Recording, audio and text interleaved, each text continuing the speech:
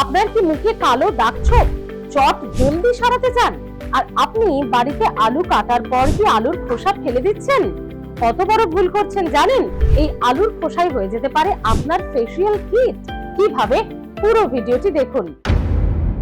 আমাদের মুখ ঝকঝক করুক, আমাদের মুখে জেল্লা থাকুক, আমরা সকলেই চাই, কিন্তু কিছু কিছু কারণে সেটা হয় না। বলি রেখা পড়ে যায়, কালো দাগ ছোপ পড়ে যায়।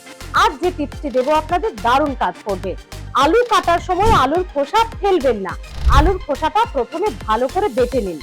বেটে নেওয়ার পরে তাতে 1 চামচ টক দই মেশান।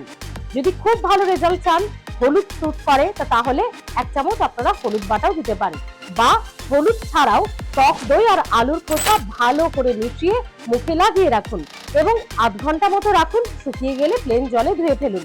তারপর দেখুন 7 দিন টানা এই কাজ করার পর আপনার মুখে জেল্লা বাড়ছে কিনা। আর যদি কাজে লাগে অবশ্যই কিন্তু এই ভিডিওতে এসে কমেন্ট করে যেতে ভুলবেন না। দেখতে থাকুন হেলথ প্লাস, সাবস্ক্রাইব করে রাখুন। ভালো থাকুন।